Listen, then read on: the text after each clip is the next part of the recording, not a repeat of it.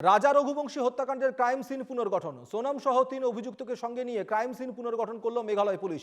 কিভাবে রাজা রঘুবংশীকে হত্যা করা হয়েছে তা পুলিশের সামনে তুলে ধরে সোনাম সহ 3 অভিযুক্ত। গত 23শে মে সোহরায় সংগঠিত হয়েছিল চাঞ্চল্যকর হত্যাকাণ্ড। 9 দিন পর উদ্ধার হয় রাজার মৃতদেহ।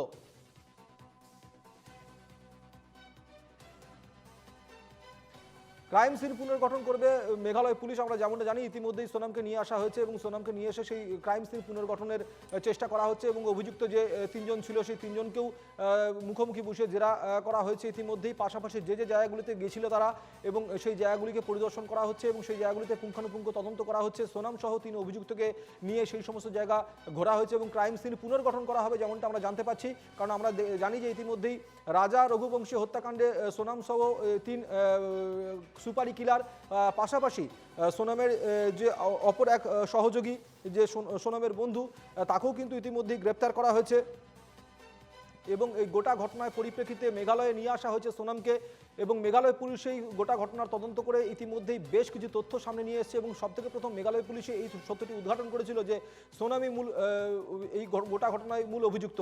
স্বামীর সঙ্গে ঘুরতে এসেছিল সোনাম মেঘালয় এবং সেখানে এসেই স্বামীকে হত্যার ছক করেছিল সোনাম। সঙ্গে ছিল তার 3 সহযোগী এবং সেই 3 সহযোগী সমেত সোনামকে ইতিমধ্যেই গ্রেপ্তার করে তাদেরকে জিজ্ঞাসাবাদ করে ক্রাইম সিন পুনর্গঠনের ব্যবস্থা করছে পুলিশ।